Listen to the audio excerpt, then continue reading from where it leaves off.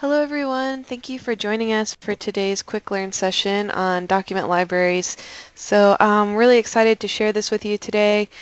My name is Susie Johannes. I'm a Microsoft Certified Trainer and Technology Instructor here at KUIT. And with me I have Tennille Fincham. She's here to help monitor the chat space in case you have questions and to help with the meeting.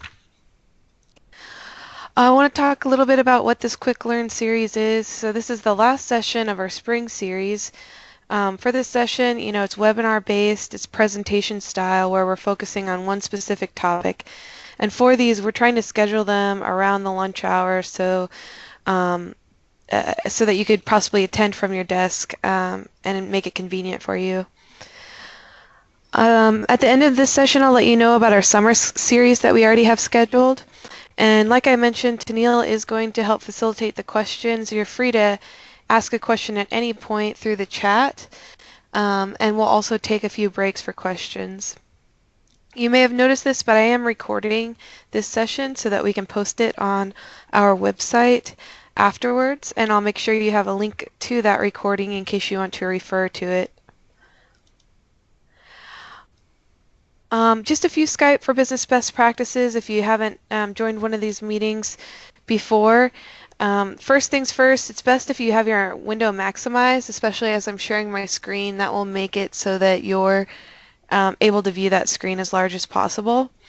It looks like everyone is muted, but just a good idea is to mute yourself unless talking. So make sure that stays muted. And then if you want to check the chat to see the different questions, you should get alerts as people ask questions, but there is a chat icon in the lower left-hand corner, and you can activate that chat window to see what's there.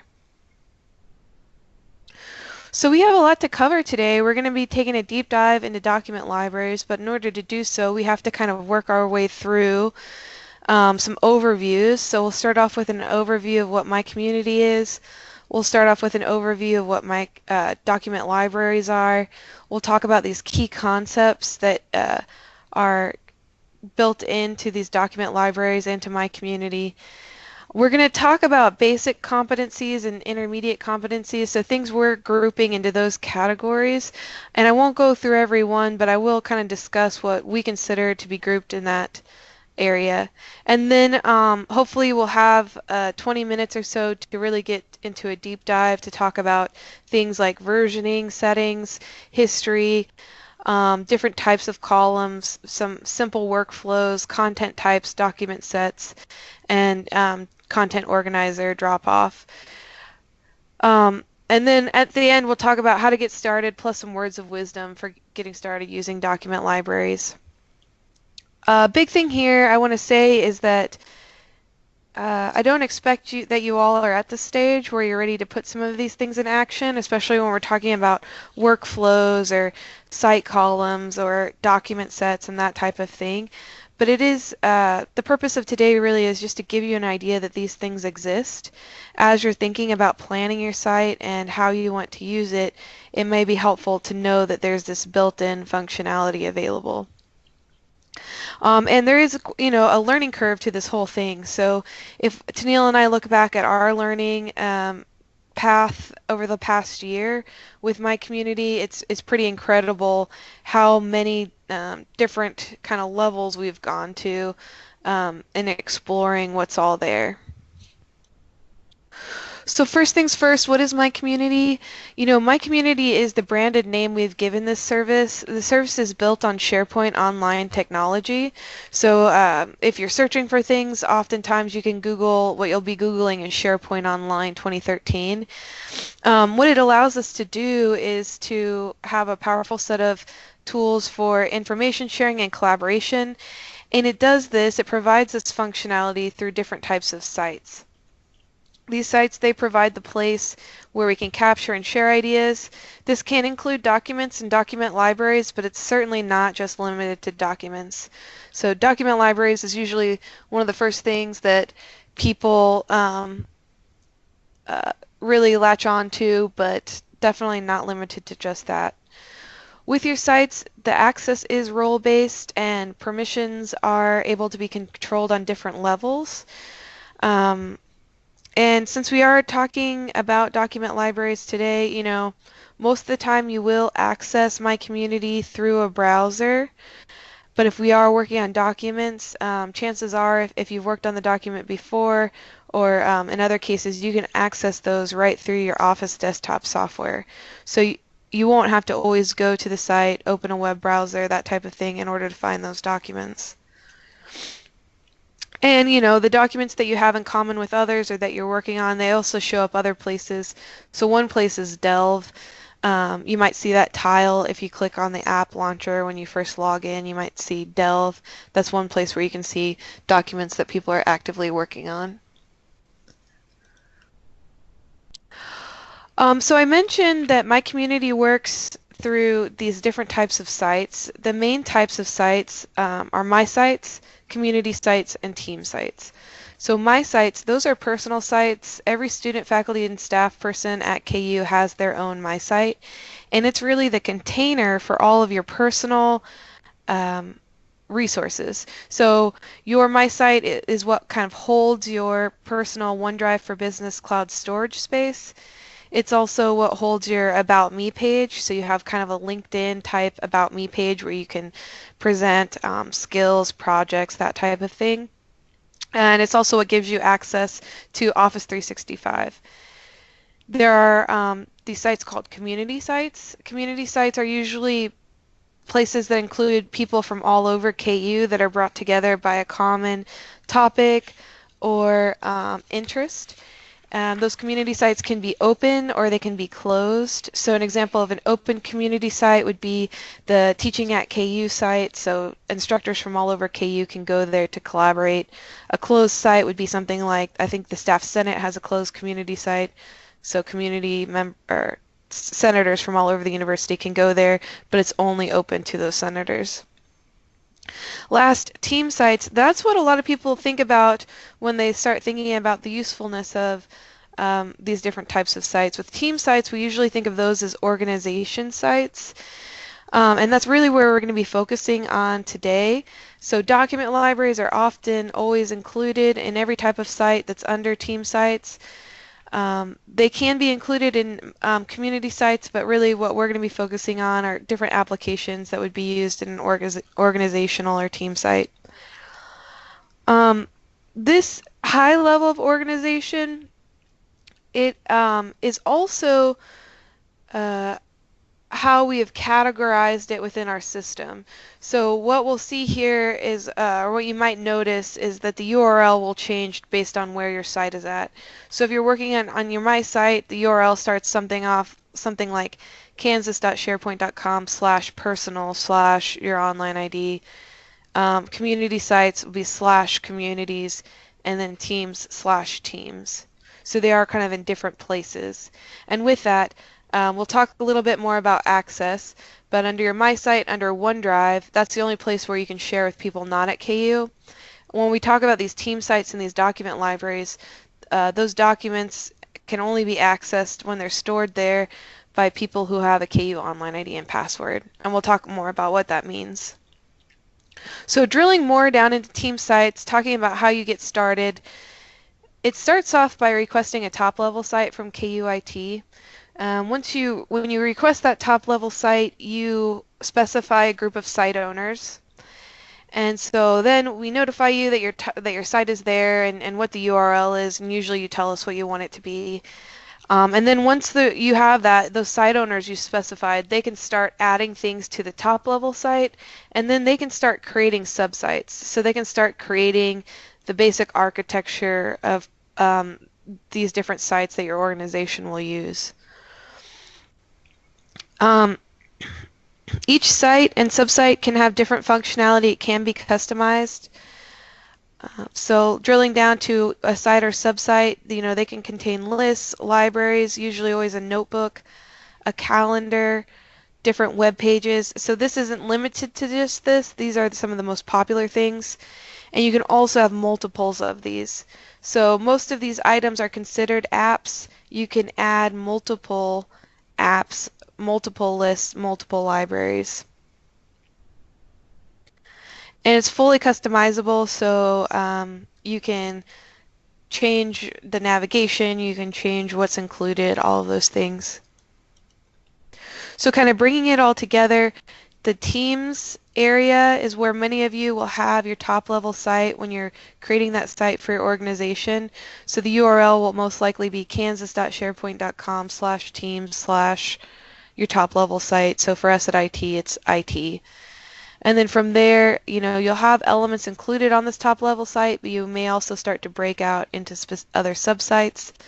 Those subsites will be extended onto the URL, so the subsite name will exist, and then you'll have different lists, libraries, that type of thing. With these subsites, you can also create subsites under subsites. So it can really grow to be quite a large structure depending on how you set it up.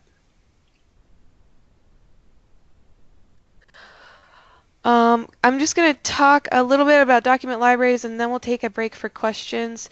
So document libraries, that's one of those types of apps, and by default it's included, there's already one document library included with every team and project site. The document library by default is called Documents, but you can rename that or change the name. So that's the type of app that enables document creation, storing, management, collaboration. Like I mentioned, you can install it multiple times, so you can have several separate document libraries. And you could do that for several reasons. One reason may be that you want to change the permissions for one of the document libraries. So by default, the permissions of your site will be the permissions for everything included on your site.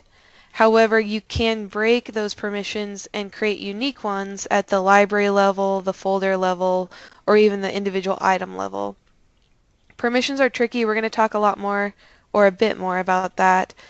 But you may have it where you have one document library that your whole organization can see, and then possibly another document library that only managers can see, or something like that. And a lot of times we're talking about document libraries, we're thinking about Word docs, but it can contain more than just documents. Presentations, forms, images, spreadsheets, notebooks, different types of files. There are some limitations and features to this. Your files can be up to 2 gigabytes. You can view 5,000 items at once, and that includes all of your folders and file types. However, you can store up to 3 million files, folders, etc. So, you can have 3 million files stored there, but at one time, at this point, you can only view 5,000 items at one time. The storage currently is determined not by the library, but by all of those sites. So, so when we had that diagram up of your top level site and all the subsites below, your storage is determined by all of the subsites and the top level site. So everything that's contained on all of those sites, those have all are contributed to the same storage quota. By default, it's initially set up as at 5 gigabytes, but it can grow up to a terabyte. So something to think about. Like I mentioned, those document libraries are usually contained under the team sites area, and they can only be accessed by someone who has a KeyU online ID and password. So if you have external people who need to access those documents that's under your team site, you may need to either set them up as an affiliate using HR's process, or if they don't qualify for that, possibly a sponsored temporary account through KUIT. And when you delete items from a document library, they stay in the site's recycle bin for 30 days. So I do have to make a major note here that these features and limitations, these are what's currently set. This whole service is hosted, so at any time these could change, and they will change. So I mentioned we're recording this session. If you're listening to the recording, chances are that this may not be accurate at this time. I mean, at the time that you're watching the recording. You got it.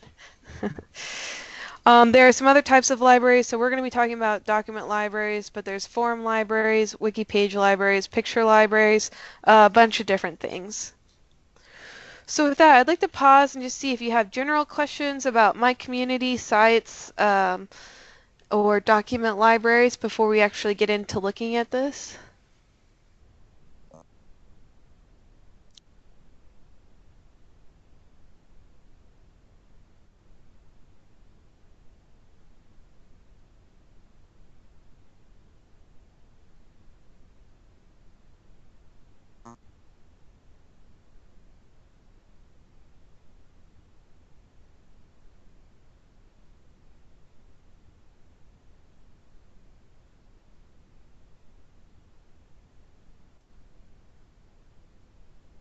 Hmm.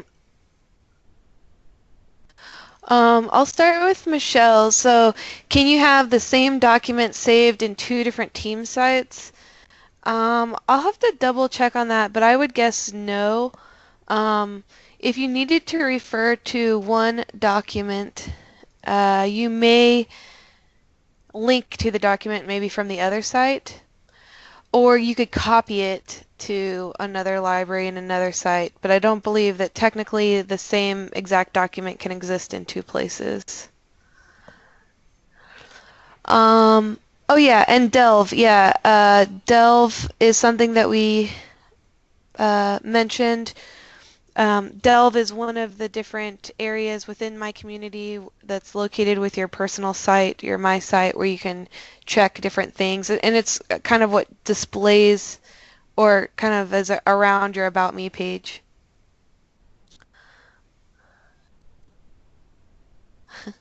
Um, and then edits saved in both. So most likely what you would do is if you wanted two different audiences to edit a document, you would it'd most likely just be in one place, and then you would give those different audiences access to edit it there.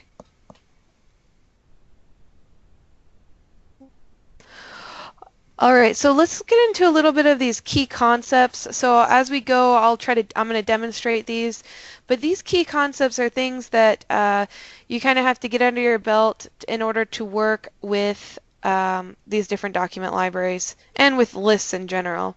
So we're going to talk about metadata, views, just general ideas with working with online files, syncing, and then permissions. So the first thing, metadata. So this is data about data. In SharePoint, it's represented as columns. And it can be included in lists and libraries. So let me show you an example here. So what I've done here, and I'll send out this link when we're done, but what I've done here is I've created an example department site. So I started to kind of mock some of these things up under the demo sites area, which is under the myCommunity help site. So in this sample area, we have different things, and one sample I have here is kind of an example of a communications document library. So when we're talking about metadata, we're talking about data, about data, and where we usually see that is as columns here. So here I've set up a metadata column that says type of doc. We have press releases, we have speeches, we have white papers.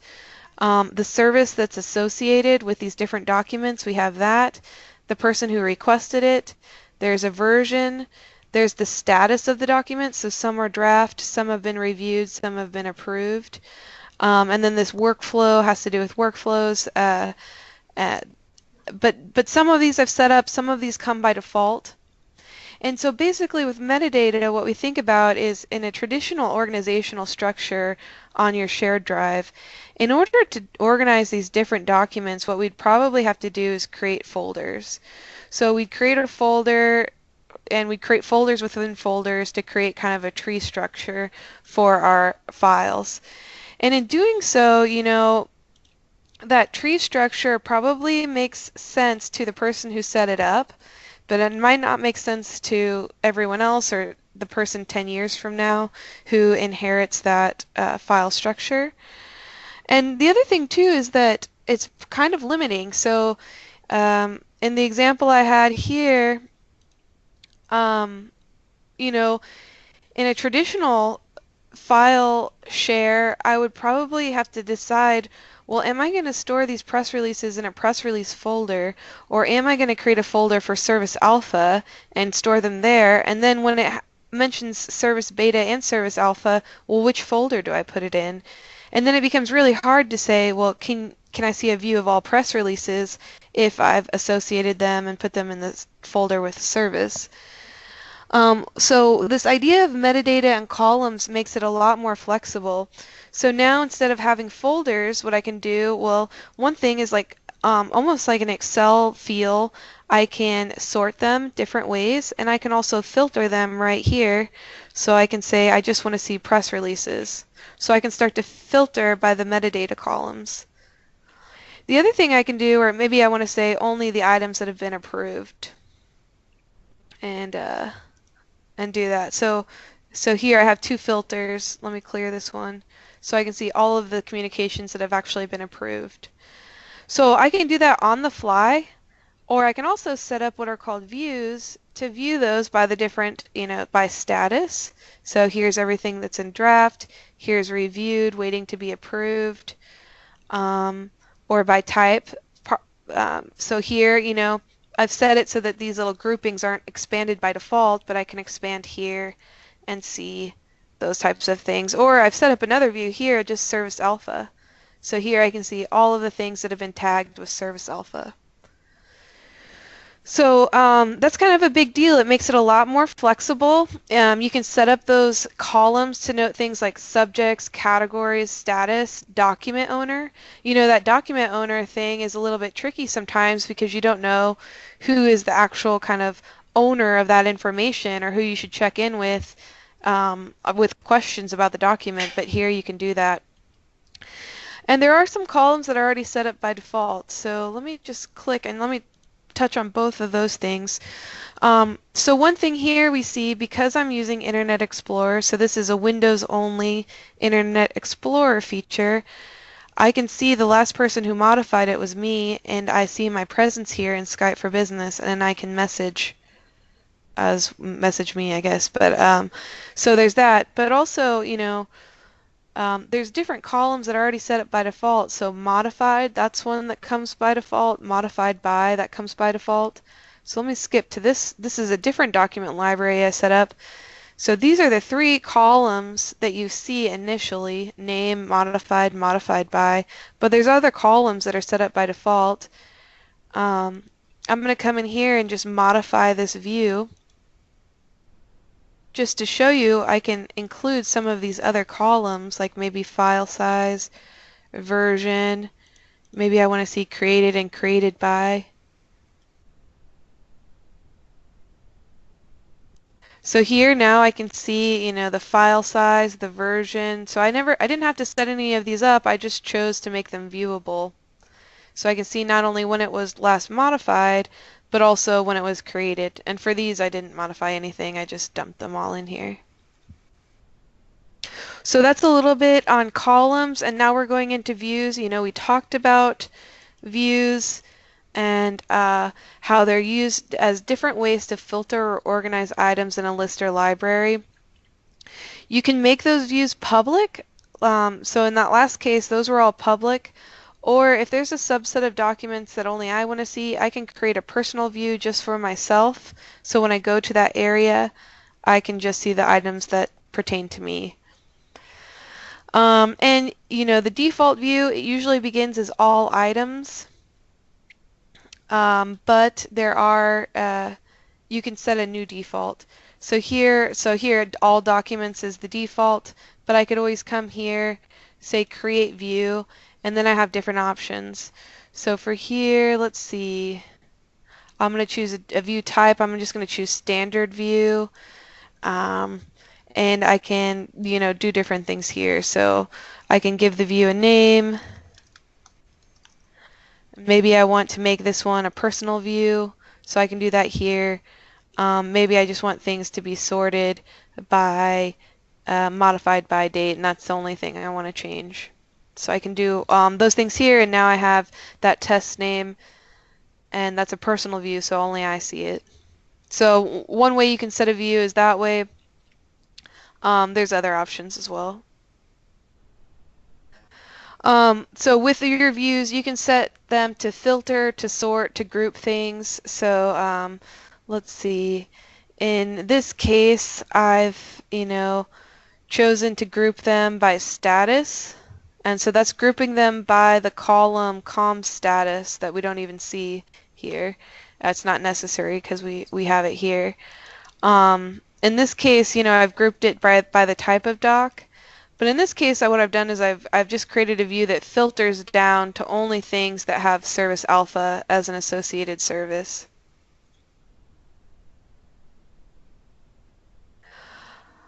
So what's a good idea to do is if you can is to actually use views in the place of folders when possible. So instead of burying items, you may want to use a view in order to find those items. There's also an option, as you start to work with files this way, you can start to search. It does take a little while to index your files, so if I dump a file here, it won't immediately show up in the search in that document library, or there's search boxes on the site where you can do that as well.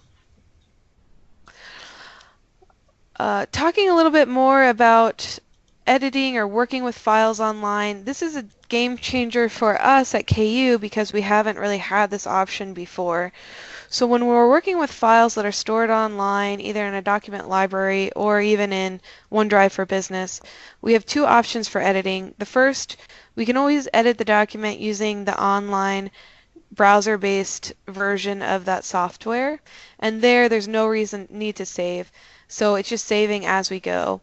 There's also the option to open the software in our desktop software, and so we're just opening it in the program, but the copy is still saved online. And as we're working, we do need to save or refresh the document in order to save those changes back to the online file.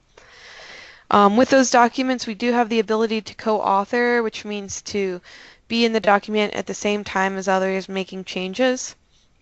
The technical limitations for that are really large. I believe it's 99 people can be in a document at once. Practically speaking, you want less than 10. Even with 10, it can get a little bit confusing. And so with working with online files, unlike with Hawk Drive, there's no need to download and re-upload files, and there's no need to title the file with a version name because that version's automatically being copied by default. So, in this area, I'm going to come over here since I have the, so here on this document, if I want to just view the document, I can click on it. I'll view it, it's just in a read mode. If I want to edit it, I come up here to edit document. I'm going to start off by editing it in online. And I probably should have done this before. That little dialog usually never comes up. So here I can make my changes. As I'm doing that, it's automatically saving up here. The online version of Word is somewhat limited, and one big limit is the inability to turn on track changes. So here, if I want to turn on track changes or get some more advanced capabilities, I can always open in Word, or I could have started out that way and just edited the document on the desktop version of Word. So here I can still make changes. I see up here I do need to save. I have a little save refresh button. I do need to do that when I'm saving in this desktop version, or sorry, in the desktop software. But these changes are getting changed or saved back to the online file. So now when I'm done, I just hit close. I'll close this. This is going to refresh, and it's going to show me those changes. That was the change that I made. And I could have turned on track changes as well. Might have been a good idea. So now, it's all saved. To get back, I can just go back. So let me maybe go back twice. Let's see, I'll just back arrow again. Here we go. Okay, cool. So here we see modified just a few minutes ago by me, but it was created yesterday by me. And it's capturing those versions here. So there's two different versions it captured. So when you're getting your documents into your document library, you can upload them by browsing your computer this way. You can also drag and drop. So from my desktop, I could just drag and drop that file into that document window. There is a third option there that says sync, and right now we're cautioning users against the sync option. So ideally what the sync option would allow you to do is open that document library that's stored on a site just as you would a shared drive in your file browser. And because that's not really something we're promoting right now, it's difficult to attach files. So what you would most likely do is, send someone the link to the document, but that requires the person to have permission to view the file. So this is kind of just a cautionary thing until that sync client, until we've given that our blessing. You may find that it's not that convenient to store your documents there. So if part of your business process is to attach a form or a PDF to something and email it back to someone, right now in this stage you might find that it's not that helpful to just put your document there and try to do the same thing. So let me point out that sync option. So here's that sync option. That's what we're asking that you don't use at this time. There are different options, so we could just start right here by creating our document, or again I could just drag and drop that document onto the window here. So here it's just uploading and then it will show up here. So kind of need to talk about permissions. So by default, those permissions, it gets a little bit tricky, and that's really what the site owner course that we offer is all about. So if you are planning to take kind of an ownership role on a site, we encourage you to take that site owner course. You can either take it online or you can come to the instructor-led class. But your basic permissions are set at that top level site, and then they roll downhill by default. So there's 3 basic permission groups. Owner, those people are in full control. Member, they can contribute and change content. And viewer, they have read-only access. So the default is that, things will inherit or share the same permissions. However, at each one of those levels, at the subsite level, at the app level, so the library level, the folder level, or the item level, you can choose to break and create unique permissions. And they can be a little bit of a challenge to kind of understand when you have that document library that's on that site or that subsite that's inheriting permissions. Like it says here, those permissions are really shared. So you can't add someone to a lower site without adding them to the upper level site if those permissions are inherited. It'll add them both places. It's best to give your permissions, control your permissions at the highest level possible. So if you have a collection of documents and your HR department needs to see them, well, you may decide to create a folder that's only viewable by HR docs or by HR staff. But it becomes a lot more than just a folder. Then you may want to create its own document library. And if it becomes more than just documents, they might need to have their own subsite. And it is possible to assign permissions based on Active Directory groups or distribution lists. So as you're planning your site, you can start to plan how you use the things that you already have in place for your central file storage, that type of thing, in order to give access in a more automated way. All right, so I'm going to go through here just briefly kind of what we consider the basics. I won't actually do these, but working with document libraries, basic stuff, and we cover this in our intermediate class. If you're confused or want some experience with actually doing this, please sign up for the intermediate class, or you can take it online, and I'll include the link in the follow-up. But how to create a document library, how to create a document within a library, uploading documents like we talked about, sharing documents, setting alerts, that's a big one. Let me point that one out right now. If I want to get an email alert when something is either uploaded or changes in that library or on that list, I have to come here to alert me and I can set an alert. And there I have options. I need to give the alert a specific name so I know what it is. I can set up the alert for others or just me. Email, that's the only one that will work here. But basically I can choose only send alerts when new items are added, existing items are modified, items are deleted, or everything. I can say only when someone changes a document last modified by me, someone changes a document created by me, or just someone else changes a document, or anything changes. And I can get those immediately as a daily summary, as a weekly summary, and choose when I want to receive them. So email alerts, are the way to go if you just want a simple email notification when something changes like that.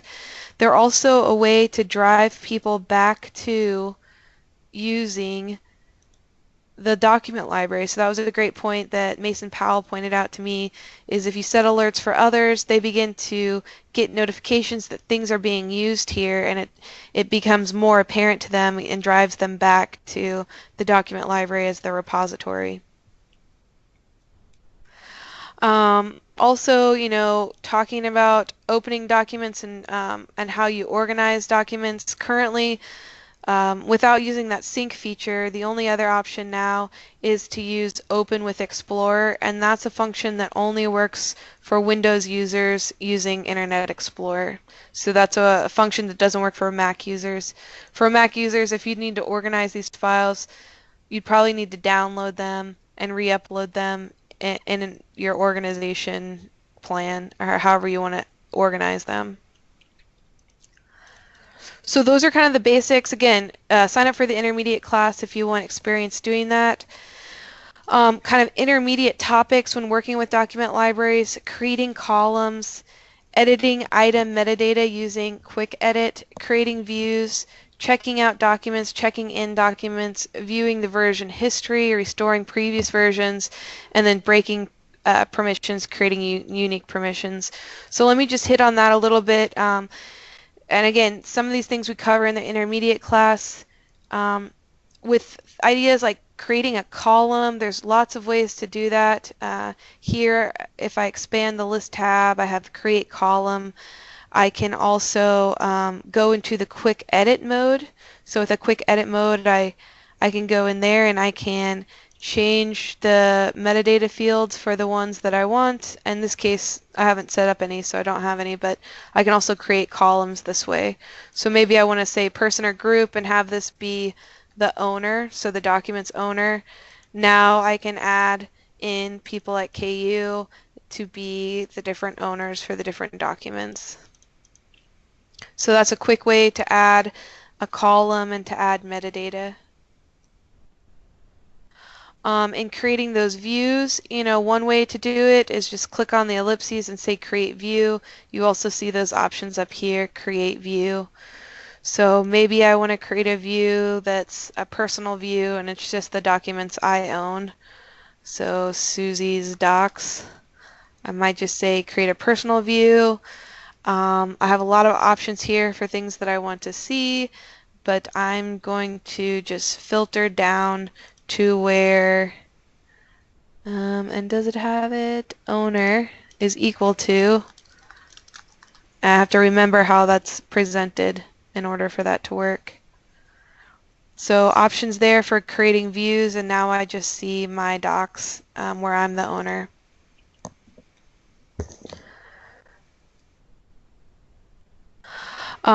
Document version history, let's just briefly touch on that.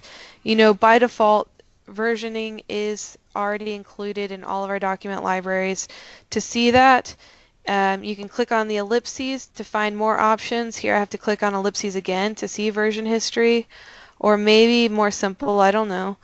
I can come up here and just go to Files and say Version History. So because we're working in a library, we have the Files tab. When we select a file, we have the Library tab that has library-wide changes, and here I can say Version History. So I see the different versions here. Basically, the change here was just specified myself as the owner. If I want, I can restore a previous version, I can view the version, or I can delete the version. Okay. I won't go into breaking permissions and creating unique permissions, although I will point out that you do all of that in your libraries area. There's these library settings, and we'll be going there for this deep dive here in a second. So let me come back here and say, yeah.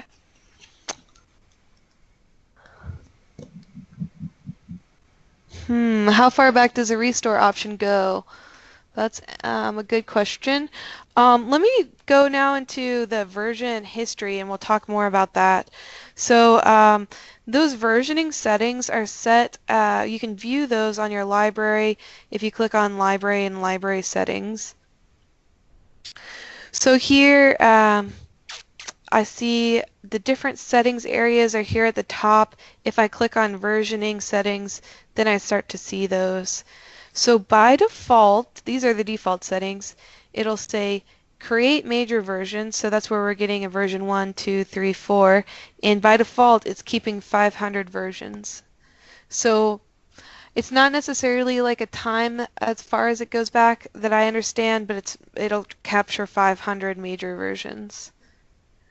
And then that does start to add up onto the storage that your site is using. So here in this case, I'm going to point out a feature here, content approval.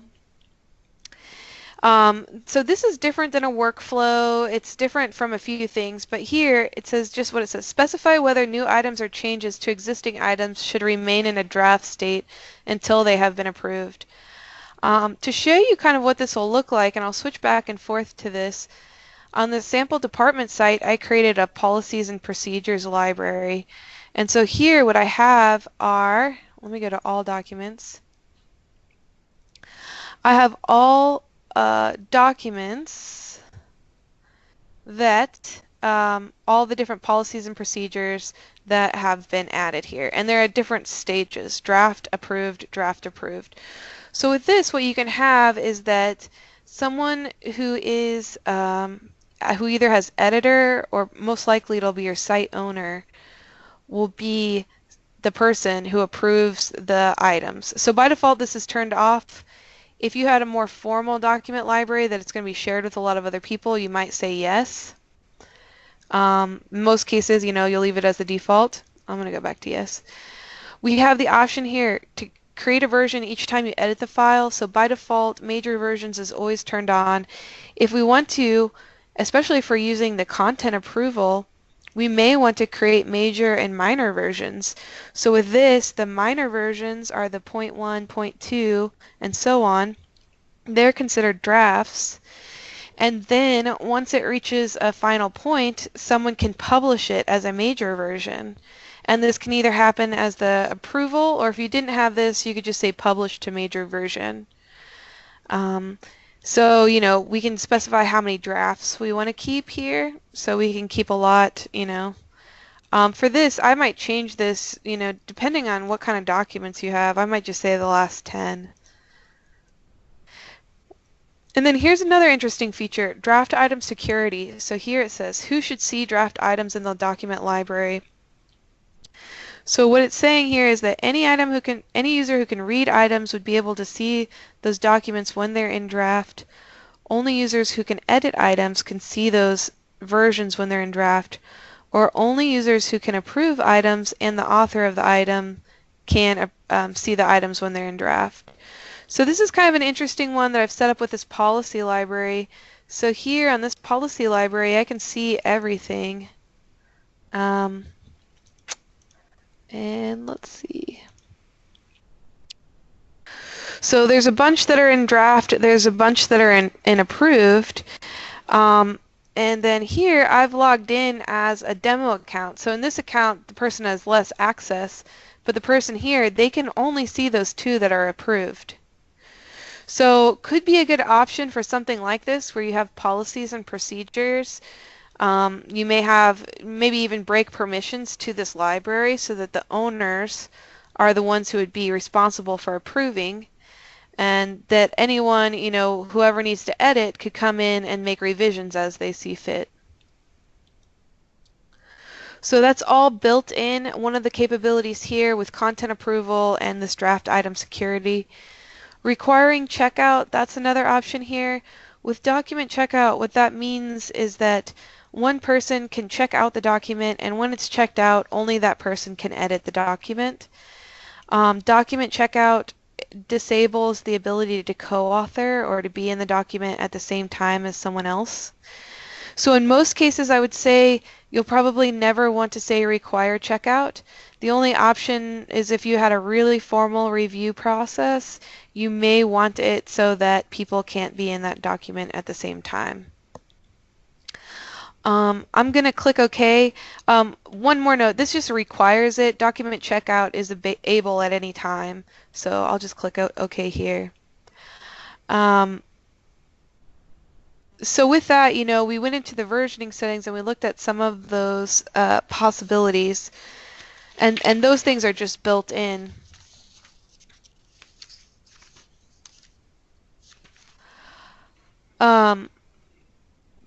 Next, I kind of want to talk about those columns that we have. So here, let me switch back to that communications example. So here in this communications example, I've set up different columns. So this was a choice column, a service column, a comms status column, and then I set up that workflow. In all of these cases, these columns have been set up specific to just this library. So kind of one learning step is just learning how to set up and use columns. Different ways to do that. Here, I can say create column, or if I want to go to library settings, I can come here and I can say create column. So all of these columns will just be specific to this. And I can set them up. I'll show you just some options here. So lots of different options, and when you click any one of these, then you get more options. So here, maybe I would have like project number, and so maybe I want a number here. So that's one of the choices. And once you set this up, it's a little bit difficult to change what type it is. So just be careful with that. I can make sure that it's required. I could enforce a unique value if I wanted. If each one of these were going to have a unique value. Decimal places, maybe I want 0 decimal places, and I can specify a default value. So there's lots of different options for different things you can do here. Having a choice, that's how you could do different statuses, like we have draft, reviewed, approved. Lookup, that's another option. So in the example where I had service alpha, service beta, in that case, kind of like Excel, that column is actually looking up the values that are contained on another list. So here I just launched that list. Here's my list of services, and basically that column is just looking up that list to provide those options, and that can provide some consistency for you if you do it that way. There's other things, yes, no, hyperlinks, people, we looked at that a little bit, and some of these added ones are kind of way more advanced that most of us won't be using, but different options. So I'm just going to click OK, and here then I see my column will show up here. So project number. In order to add that project number, most likely after the fact, I would come here to quick edit. I believe there's other ways to do that, but I might just come in here and start to add in those project numbers. So that type of thing. And I need to set it up correctly because it doesn't really work. Or maybe I should have set it up as a text box. So different options there. So these are all list or library specific columns that are just kind of stored with this. There is this other idea called site columns, and that's a little bit different. So with site columns, what you have, let's see, with site columns, what you're able to do is set up a column that can be referenced or can be brought in to any list or library that's either on that site or below that site. And there's some site columns that are already created by default with SharePoint. We can see that if we go to library settings. We have our different columns here, and then we have add from existing site columns. So one thing to explore might be whether or not there's an existing site column and if that would actually work for you. And so basically, site columns are a way to provide consistency across all of your sites. So the example that I just used, project number, that might be a good one to actually set at our top level project site so that all of the subsites under projects can pull in the correct project number, project details, that type of thing. So again, pretty advanced concept that a lot of us aren't at, but something to be aware of that exists. With column ordering, in that same area that we were at, we see our different columns. They have a specific order, the order that we created them in.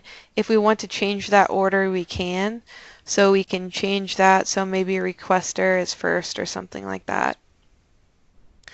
When we do that, it could possibly change how it looks in the default view. In this case, it didn't. So if I want to change how it actually looks in this view, I might actually have to modify the view and then choose to make requester the first column or the second column, whatever I want. So here now it's first column. So two places to look.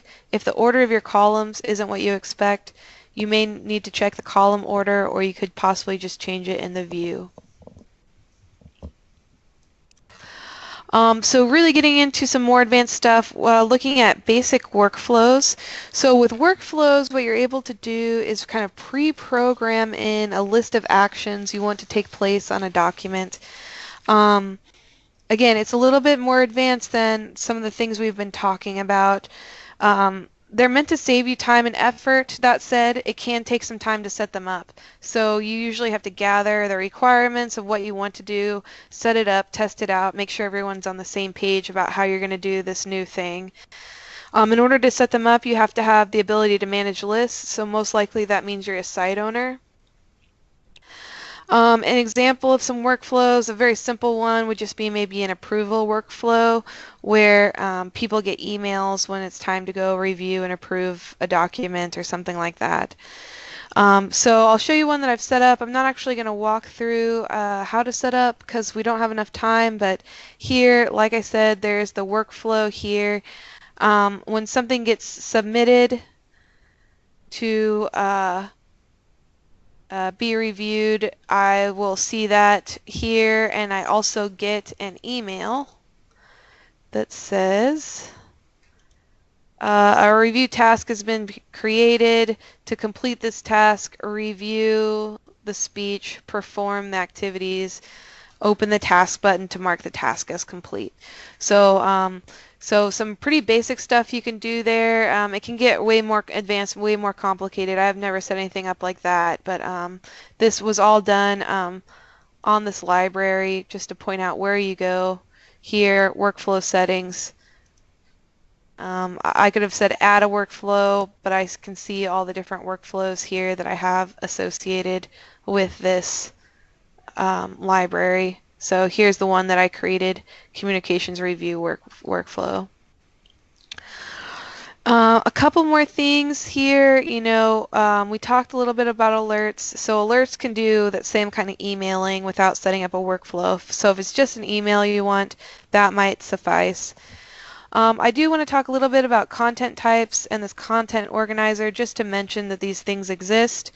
But basically with content types, what you can do is you can make it so that only specific types, you can set up a content type to use a specific template to possibly have different fields. So here it has different columns associated with it and a specific template. And you can make it so that, for example, in this drop-off library, I can only create those types of files. So flexible work hours, that's a single document content type that just has a specific template and specific fields associated with it. And ideally this would be a form, it wouldn't be a Word doc. or travel plans document set. In this case, it's a set of documents, and it's asking me, what it is uh, to provide those metadata columns when I create it. Oh, so that should have worked there, but something that's available there.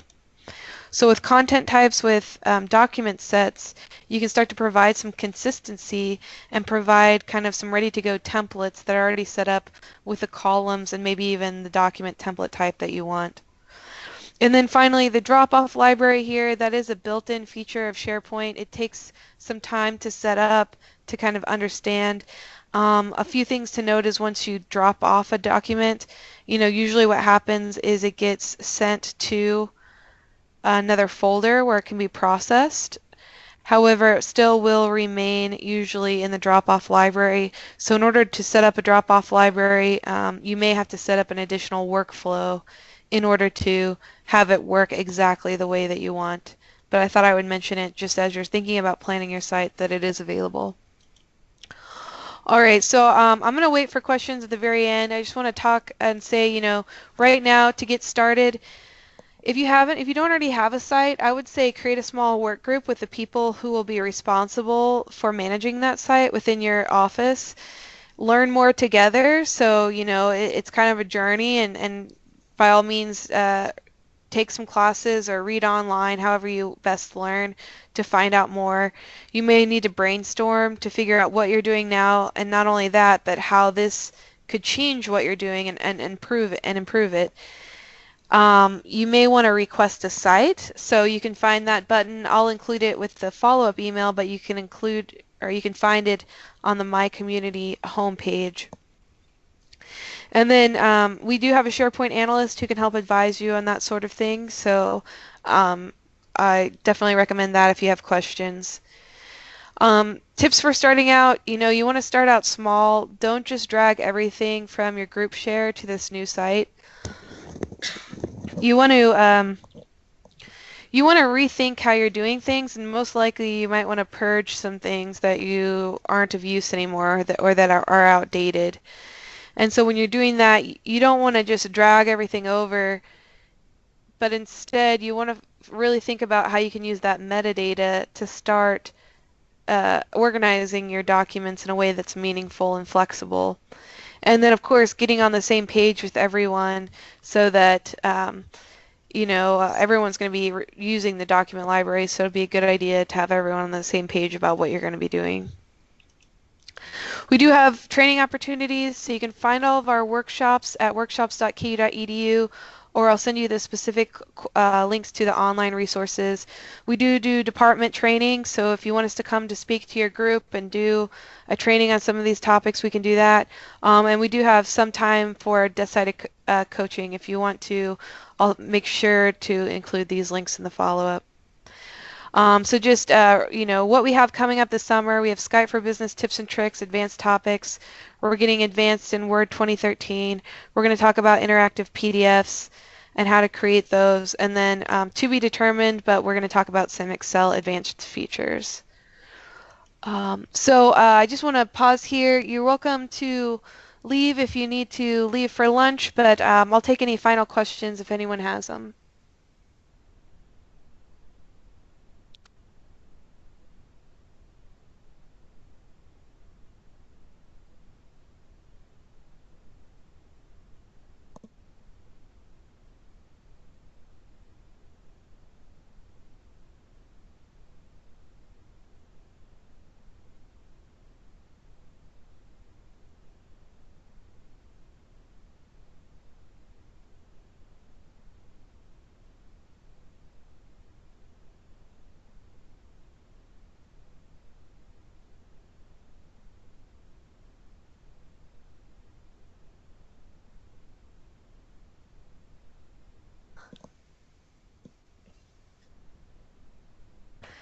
Well, thank you guys. I'll stick around for a little while longer, but thanks for joining us and thanks for the positive feedback.